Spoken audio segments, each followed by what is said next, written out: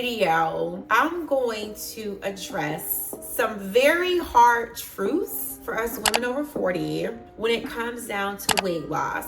But it's not until you listen to these truths but understand that there are ways to solve them. It doesn't stop at the hard truth and there's no solution. We got solutions in this video, but there are things that we have to accept in order to move forward. So let's just get right into the video.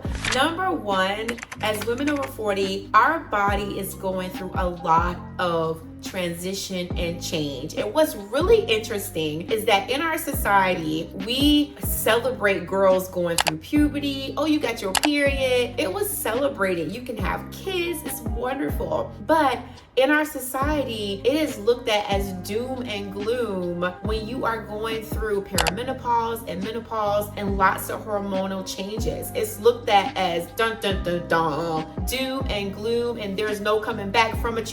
You're moody, you're gonna gain weight, etc., etc. Those things might be true in terms of our hormonal changes that are happening to our body, but we still have control over our health and our vitality. By adapting a healthy lifestyle right now, you can start to overhaul your whole diet intake, start eating whole foods, start moving more, start minimizing processed foods and incorporating more real foods into your diet. For me, when I let go a lot of processed sugars, I found that my hot flashes kind of minimized a little bit. I start feeling better. For me, I had to give up caffeine because I found that the crashes were just too much for me. So little changes in your diet can have you feeling amazing, whether you're 45 or you're 50. Adapting healthy lifestyle changes can change your whole life. Number two is social pressure. It's like when women age, society sets a very high expectation on the way a woman looks. And oftentimes we find ourselves comparing ourselves to other women because there's so much pressure to look good and have this and have that. It's very unrealistic sometimes. But to combat that is, at this age, it is time for us to love ourselves and let go of what everybody else thinks about it. It's about embracing that I love me and your love is a bonus because I love who I am. It's embracing self-love. It's letting other people's opinion not dictate your self-worth any longer. So you want to make sure that you are using affirmations and you're not determining your self-worth by your weight or your size, that you are determining your self-worth by the person who the Creator made you to be. Loving, kind, a great mom, a great spouse, a kind and caring person. Sit down and find the things that you love about yourself, not about what other people love about you, what you love about you, what you celebrate about yourself, and start affirming those things every single day. And as you feel good about yourself, sis, you're going to want to do the things necessary to take care of the wonderful woman that you have grown to be. Okay?